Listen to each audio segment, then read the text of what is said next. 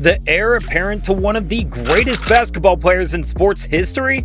Collapsing on the basketball court due to a cardiac arrest? Getting ridiculed and trolled for not being good enough? Missing out on the NBA 2024 mock drafts? What is the story of Bronny James? How good is he actually? Will he make it to the NBA this year? Brace yourselves, because today's video has got you covered. Folks, you see, way back in 2002, before LeBron James got drafted, the Sports Illustrator called him the chosen one. And God, the hype was unreal. Fast forward to the future, this time Bronny made it to the cover and he was called the chosen son. Damn! But is he really the chosen son? LeBron James Jr. was born on October 6, 2004. And yeah, the James family didn't take long to think they sealed Bronny's fate. That's right. After watching little Bronny lying in his cradle, King James could only say, "You young man are gonna be a basketball superstar one day." Ha! So as the kid grew up, a major chunk of his life was occupied by basketball. LeBron was grooming his son for the future. In fact, every time the king warmed up before his NBA games, Bronny was accompanying him like a shadow, throwing some casual baskets and doing a bit of practice every now and then. And even at such a young age, little Bronny was making the fans, the coaches, the scouts, and the media go berserk. A young kid playing basketball getting so much attention, it did seem ridiculous. But when your dad's LeBron James, that comes with the territory, right?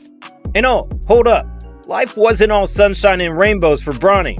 You see, back in the day, he showed some serious promise in football too. But as soon as LeBron caught wind of it, he put a stop to that real quick. Can you imagine? One minute you're tossing the ball around, dreaming of touchdowns, and the next, bam, no more football for you. LeBron wasn't about to risk his boy getting hurt. Talk about overprotective. Only if my father had been this serious about my grades. By the age of 10, Bronny's highlights from the youth games were drawing national attention. And then in 2015, at the age of 11, he led the Golf Course Blue Chips AAU team to a 4th grade championship at a sports summer gala jam in Dallas. It's a bit crazy, but at this point, James Jr. was already receiving scholarship offers from colleges around the country. He was just in the 4th grade. Oh God. This is what LeBron said. "It should be a violation. You shouldn't be recruiting 10-year-old kids." In middle school, Bronny competed for North Coast Blue Chips and played with Mikey Williams. Whoa man. Bronny was never tired of balling. While facing an Old Trail school in Bath Township, Ohio, he led his team to a school league tournament victory. This kid had the potential from the very start, didn't he? In March 2018, he helped the Blue Chips win the John Lucas All-Star title in Houston. A month later, the Blue Chips finished undefeated and won another AAU tournament. At such a young age, Bronny was already touching new highs every day. In August 2018, when King James moved to the LA Lakers, Bronny got enrolled in the Crossroads School, joining Shaquille O'Neal's son. But Bronny didn't play with him on the varsity team cause Bronny was just in 8th grade at that time. And then 2 months later, he scored 27 points in a victory over Culver City School. Oh man, he was turning heads already. In April next year, Bronny made his Nike Elite Youth Basketball League debut, and like this, we knew Bronny was going to be as big of a star as his father. He was the child that was promised. Entering high school, analysts viewed him as a high major NCAA Division I prospect. In May 2019, he was transferred to Sierra Canyon, where he teamed up with his younger brother Bryce and Zaire Wade, the son of Dwayne Wade. Damn! BJ was then coached by Andre Chevalier in one of the best basketball programs in the nation. During this time, Bronny was getting lots of attention, but LeBron felt it wasn't the right time. So he asked Bronny to stay away from the camera. Fast forward to November 2019, Bronny made his high school basketball debut, scoring 10 points off the bench. Despite the limited on-court time, he averaged 4.1 points in 15 minutes per game. In January 2020, he scored a season high of 17 points in a sweeping 55-point win over Viewpoint School. As a junior, Bronny averaged 8.8 points and 3.3 rebounds per game in the 29 appearances he made. The record wasn't very impressive, but during senior year, Bronny took it up a notch and stepped into a leading role. Alongside him were Isaiah Elohim and Bryce James. In 2022, he played for Sierra Canyon in 3 exhibition games.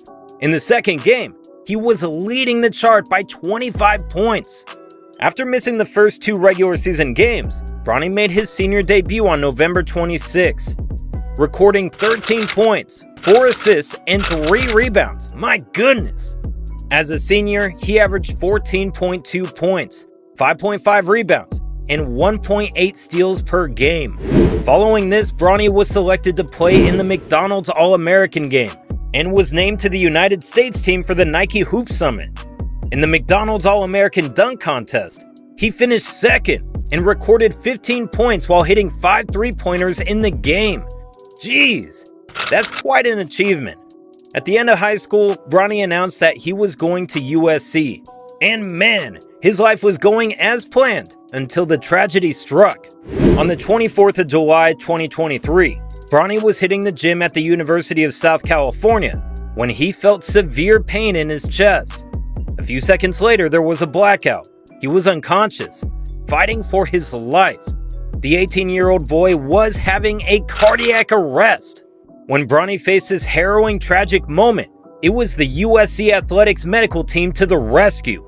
Thanks to their quick and efficient response, he got the help he needed and was whisked off to the hospital in no time. Let me tell you folks, after that incident, life took a major turn. With 4 long months of sideline, Bronny arrived again, and it was extremely impressive. But that lengthy delay and recovery took its toll on Bronny. While playing for the Trojans, Bronny was nothing more than a shell of himself. During this time, he averaged just 4.8 points, 2.8 rebounds, and 2.1 assists in 19.3 minutes per game. And during all this time, Bronny was more of a role player. He had no proper role on the team, which indeed led to a dip in his statistics. And this year, when ESPN announced that they removed Bronny James from his 2024 NBA mock draft, instead they were projecting him as a 2025 pick. The internet poured with trolls, memes, and hate.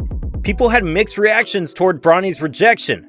And this is what LeBron said: "Can y'all please just let the kid be a kid and enjoy college basketball?" He further added, "If y'all don't know, he doesn't care what a mock draft says. He just works. Earned, not given." To be honest, I don't think that the mock drafts did any injustice, and I'll explain why. Bronny is just 6'4", which in itself doesn't impress the scouts much. On top of this, he lacks elite offensive weaponry. Bronny has not shown enough offensive upside to establish a floor to give scouts confidence. Even when Isaiah Collier was out for 6 games, USC did little to increase James's on-ball reps or half-court looks. He is just missing the elusiveness and shiftiness to shake and manipulate like a lead ball handler, not to mention the size and scoring resume of an NBA Level 2 guard or wing. It makes it difficult to visualize a star or starter. Poor shooting is also the biggest reason for James's inefficiency. The shooting was supposed to be a strength that would primarily fuel his scoring. Instead, he's made 27.4% of his total jump shots, which is indeed problematic for a player who doesn't get to the rim or free throw line often.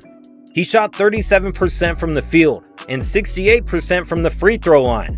The boy has also had tons of trouble when it comes to fast break, which again is a problem. But not everything is bad about James Jr. If we're willing to look past this year's percentages, he did show promise. He's a tough-nosed defender who has the ability and physical tools to be one of the top defenders in the NBA. He can disrupt an opposing team's offense and be an elite point-of-attack defender. Offensively, he's at his best as a secondary creator, as he doesn't have a score-first mindset. He is a good playmaker who plays an unselfish style of basketball. Despite shooting below 30% from beyond the arc, he's a much better shooter than what his percentage shows, and has a legit upside to be a consistent knockdown shooter. In a nutshell, Bronny is already pretty good at every aspect of the game, but he isn't light years above at any one thing. His closest elite trait would be his basketball IQ, but again, not being at the point guard position limits this stock. This issue may not be as detrimental to his stock. However, on draft night, the 2024 draft class isn't projected to be a strong one. The role players will be coveted. Teams may buy into James's floor as an all-around guard and be willing to bet on certain traits. But then when we look at his rookie competitions and see the likes of Cooper Flagg, Alex Sarr, and Zach Edey, it is kind of distressing because no way Bronny can match them. To sum it up, there's a lot to like in James's game from a pure basketball perspective. He's certainly a promising Division I talent regardless of who his father is. Is there a possibility that a team may draft James higher than expected to lure LeBron to their team? There certainly could be, but that's the privilege that James's name has earned. LeBron has been pretty vocal about how he wants to play with Bronny if he gets the chance, but only time will tell what happens next. Hope you guys enjoyed the video. Dunk on that subscribe button already. Until next time, peace.